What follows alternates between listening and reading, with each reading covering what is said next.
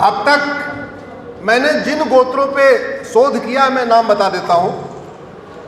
कौशिक गोत्र चारों वर्णों में होता है। सिंघल गोत्र, हालांकि सिंघल हम सोचते हैं बनिया लिखते हैं, लेकिन सिंघल एक गोत्र है। सिंघल गोत्र चारों वर्णों में है। अत्रि गोत्र चारों वर्णों में है। भारद्वाज गोत्र चारों वर्णों में है। भृगु गोत्र चारों वर्णों में है। गौतम चारों वर्णों का है। कश्यप में ब्राह्मण क्षत्रिय वैश्य शूद्र सबका है। वशिष्ठ गोत्र भी सबका है।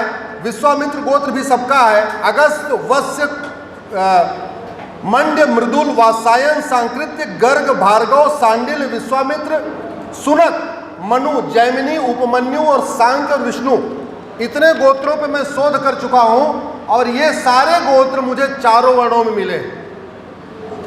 इस समय ब्रिटेन के प्रधानमंत्री कौन है? ऋषि सुनक। एक हमारे ऋषि थे, उनका नाम ही था ऋषि सुनक। एक ऋषि थे सुनक, तो उन्होंने, उनके पिताजी को अच्छा लगा होगा, उन्होंने सुनक, उनका सुनक गोत्र है एक्चुअली, जो ब्रिटेन के प्रधानमंत्री उनका गोत्र सुनक है। उनके परिवार के लोग हमेशा सुनक लगाते थे। पिताजी को अच्छा लगा तो उन्होंने बोला सुनक गोत्र है, सुनक ऋषि भी है, तो काम करो इसका नाम ही रख देते हैं ऋषि सुनक। वो ऋषि सुनक है। हम यहां समाधान पे चर्चा करने आए। इस जातिवाद को अगर खत्म करना है तो दो ही तरीका है। या तो हम अपनी जातियों के सामने हटा के राम कुमार, रामचंद्र, राम शंकर, राम ऐसे लिखना शुरू कर दें। अदरवाइज अपने आने वाली पीढ़ियों का हम लोग नहीं बदल सकते हैं। हमारा हर जगह कागज में नाम आ चुका है, नौकरी चल रही है, फिर पेपर में निकलवाना पड़ेगा, बहुत सारा काम करना पड़ेगा। लेकिन हमारे जो छोटे बच्चे हैं, जो अभी 10 साल तक हैं, या जो अभी 10वीं तक नहीं पहुंचे, 9वीं तक हैं, तो 9वीं तक तो नाम आराम से बदल जाता है ना। अगर हम चाहते हैं कि ये सनातन संस्कृति जुड़े, सनातन धर्म जुड़े, उत्तर से दक्षिण जुड़े, पूरब से पश्चिम जुड़े, उसको जोड़ने का एक ही तरीका है, हम जातियों के स्थान पे अपना गोत्र लगाना शुरू करें। भारद्वाज गोत्र पूरब से पश्चिम तक है, उत्तर से दक्षिण तक है। केरल में भी भारद्वाज गोत्र के लोग हैं और कश्मीर में भी। अगर एक बार हम लोग चाहते हैं कि जो हमें 5000 टुकड़े हो रखे हैं, इस 5000 को हम जोड़ना चाहते हैं जातियों के आधार पे, तो हमें, मुझे लगता है, अब गोत्र की तरफ बढ़ना पड़ेगा। और याद रखिए, 2000 साल पहले जब भारत में जातियां नहीं थी, तो केवल और केवल गोत्र ही लोग लगाते थे। या तो कुछ नहीं लगाते थे सरनेम, नहीं तो गोत्र लगाते थे। ये व्यवस्था बाद में आई, जो पांडे, शुक्ला, पटेल, यादव, बिंद, ये सब जो शुरू हो गया, ये पिछले 2000 साल या 2500 साल के आसपास का। अदरवाइज कर्ण कामों के आधार पे अपने बटे हुए थे। और हमारे पास अनगिनत एग्जाम्पल है जिसमें वैश्य परिवार में बच्चा पैदा हुआ, उसमें एक भाई ब्राह्मण कहलाया, एक भाई क्षत्रिय कहलाया। हमारे पास अनगिनत एग्जाम्पल है जहां ब्राह्मण परिवार में बच्चा पैदा हुआ, बाद में वो क्षत्रिय कहलाया। हमारे पास अनगिनत एग्जाम्पल है जहां पे लगातार बच्चा किसी और परिवार में पैदा हुआ और बड़े होके कुछ और कहलाया। उसके वर्ण लगातार काम के आधार पर बढ़ते गए। तो मेरा ये मानना है कि अगर इसको हम ठीक करना चाह रहे हैं तो हमें इस दिशा में आगे बढ़ना चाहिए। नहीं अगर बढ़ेंगे तो ओट जीवी और नोट जीवी, ध्यान रखिए, ओट जीवी और ये हमें जुड़ने नहीं देंगे, तोड़ के रखेंगे।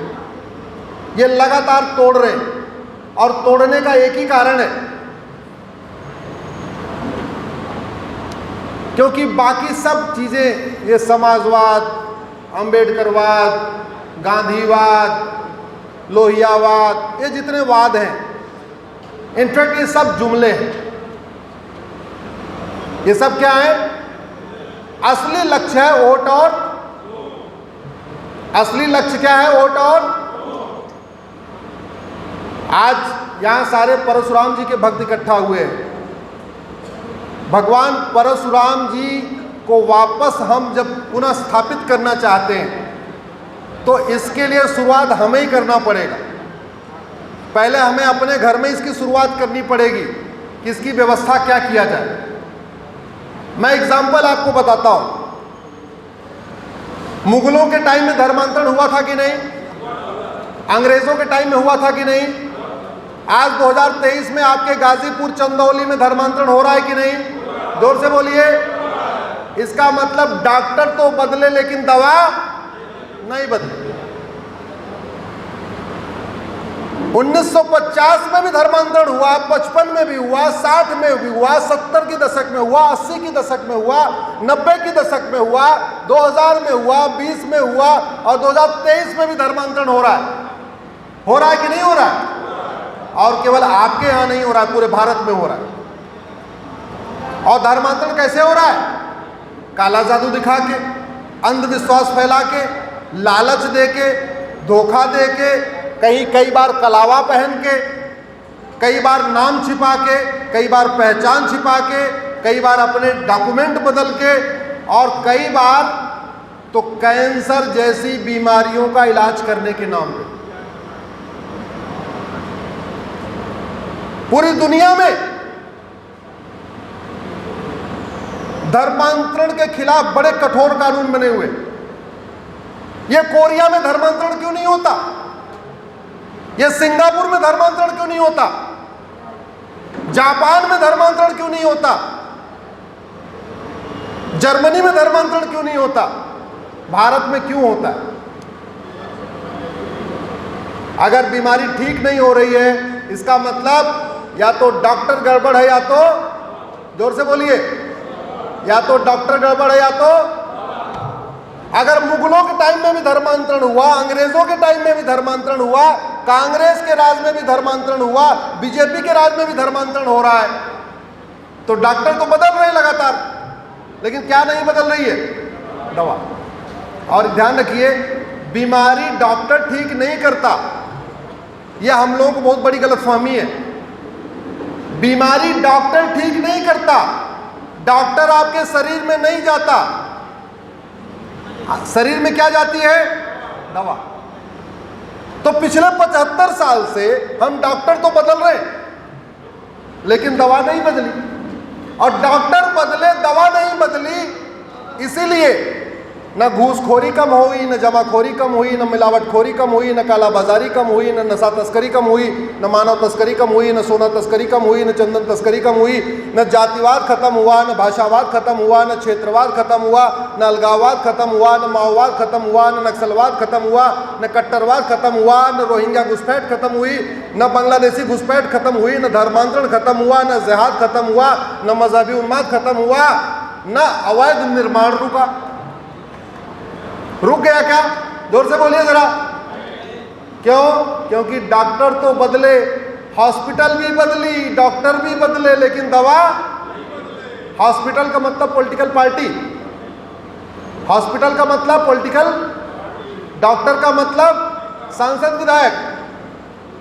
तो हॉस्पिटल भी बदल लिए, डॉक्टर भी बदल गए, लेकिन दवा नहीं बदली, इसलिए बीमारी ज्यों की। अब मैं आप लोगों से आग्रह करता हूं, यहाँ ज़्यादातर विप्र समाज के लोग हैं, ज़्यादातर मुझे लगता है ब्राह्मण परिवार के लोग आए हुए हैं। भारत में जब जब आपदा आई है, भारत के सामने जितनी चुनौतियां आई हैं, सबसे पहले आगे आके अपना जिसने विरोध दर्ज किया है, वो हमेशा ब्राह्मण समुदाय ने किया। 1857 में क्रांति किसने किया? किसने किया था? मंगल पांडे ने। और 1857 की मंगल पांडे की क्रांति को मात्र 15 दिन के अंदर मेरठ से लाहौर, मेरठ से कन्याकुमारी, मेरठ से गुवाहाटी और मेरठ से आपके द्वारका किसने पहुंचाया था? मठ मंदिरों ने। उस जमाने में WhatsApp, Facebook, Telegram, mobile, social media नहीं होती थी, लेकिन मंगल पांडे नाम के एक जवान ने विद्रोह कर दिया है मेरठ में। इस बात को 15 दिन के अंदर स्पीड से, सुपर स्पीड से हमारे मठ मंदिरों ने, हमारे पुरोहितों ने, हमारे ब्राह्मण के समाज के लोगों ने पूरे उस अखंड भारत में, यानी लाहौर, ढाका, कन्याकुमारी, गुवाहाटी, द्वारका, हर जगह पहुंचा दिया। आपको ये जिम्मेदारी फिर उठानी पड़ेगी। समस्या फिर से वही आ गई है। न माओवाद खत्म हुआ है, न नक्सलवाद खत्म हुआ है, न धर्मांतरण खत्म हुआ है, न जिहाद खत्म हुआ है, न मजहबी उन्माद खत्म हुआ है, न कट्टरवाद खत्म हुआ है। इसलिए आप ये मत सोचिए कि आप तो बहुत संख्या में छोटे हैं, आप अल्पसंख्यक हैं, ऐसा कुछ नहीं है। वास्तव में हर बड़े काम की लीड कोई 1, 2, 3, 4, 5 लोग करते हैं, बाकी लोग पीछे पीछे चलते रहते हैं। इसलिए चूंकि ये कार्यक्रम ब्राह्मण समाज का है, सामने बैठे अधिकांश लोग, सब लोग ब्राह्मण परिवार के हैं। कोई भारद्वाज जी के परिवार का है, कोई सांकृत जी के परिवार का है, कोई अलग अलग सबके लोग हैं। आप उठिए, कुछ समय के लिए अपने सारे चीज़ों को छोड़िए और जो समस्या है इसके खिलाफ आवाज़ उठाइए। आवाज़ उठाने का तरीका क्या है? लोकतंत्र है, गोली तो मार नहीं सकते, किसी को गला तो पकड़ नहीं सकते, तो क्या कर सकते हैं? कितने लोग फेसबुक यूज करते, जरा हाथ उठाइए तो। फेसबुक,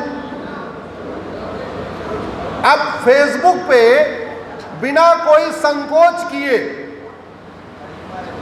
आप 5000 दोस्त बनाइए। 5000 बना सकते हैं कि नहीं बना सकते? कोई कंजूसी मत करिए कि ये हमारे तिवारी शुक्ला पांडे में दोस्त बनाना, सबको फ्रेंड बनाइए अपना। अगर आपको फेसबुक के मार्क जुगरबर्ग ने 5000 दोस्त बनाने की छूट दिया है तो उसमें कोई कंजूसी मत करिए। कश्मीर वाले को भी दोस्त बनाइए, बंगाल वाले को भी बनाइए, क्योंकि जब सही बात जितना ज़्यादा लोगों तक पहुंचेगी उतना ज़्यादा बदलाव आएगा।